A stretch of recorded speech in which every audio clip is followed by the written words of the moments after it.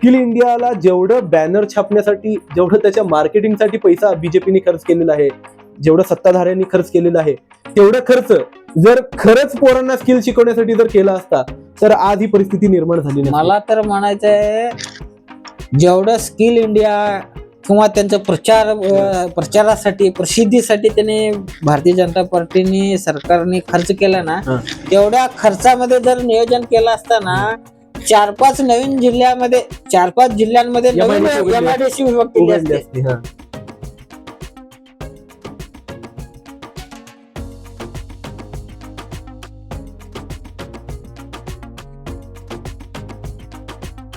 सरकारकडे एक रोडमॅप नाहीये. सरकारला माहितच नाही की आपण कसली योजना तयार करावी.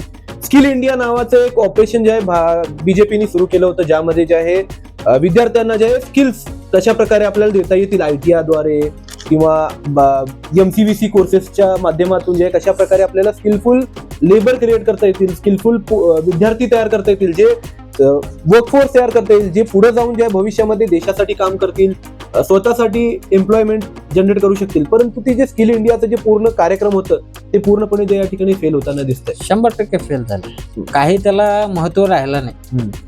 मला काय म्हणायचं आहे की आधी तुम्ही एखादा स्किल शिकवायला लागला, त्याला मार्केट तयार करा. मार्केटमध्ये त्याने कसं पोहोचलं पाहिजे ह्याच्यासाठी सिस्टीम पाहिजे. स्किल इंडिया बद्दल मी प्रश्न उचलला होता.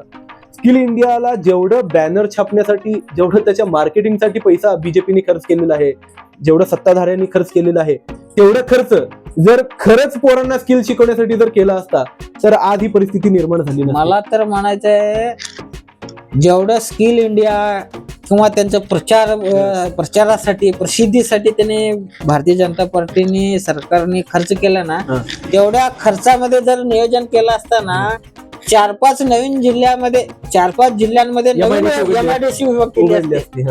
तुमच्या बसवर तुमचंच ऍड आहे. साधा तुम्ही खात विकला त्याच्यावर ऍड आहे. तर काय बाबा कोरोनाचा ऍड आहे. ह्यापेक्षा तुम्ही जर ते पैसे जर खरंच स्किल शिकवण्यासाठी, खरंच स्किल करण्यासाठी, खरंच ग्राउंडवर काम करायचं असलं असताना, आज जे आमच्या कुंभारी भागामध्ये नवीन MIDC व्हायचं प्रकरण चालू आहे ते उभारलं असतं. कधीच IT पार्क आला असतं. कधीच IT पार्क आला असतं.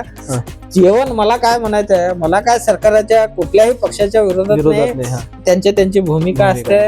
रोजगार असू दे, धर्मावर असू दे, समाजावर असू दे, त्यांची वेगळी भूमिका असते.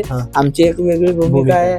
आमच्या भागातल्या लोकांच्या एक समस्या आहे, त्या समस्यावर आम्ही काम करतो. देश लेवलवर बोलायला आम्ही का तेवढे मोठे नेते नाही. आम्ही फक्त मुद्दा उचलतो. फक्त एक प्रश्न विचारतो. आपल्याला फक्त एकच आमचा उद्देश आहे, दक्षिण सोलापूर वळसंग भाग कसं विकसित होईल, की इथल्या लोकांना रोजगार कसं भेटेल, उच्च स्तरावर जीवन जगता आलं पाहिजे.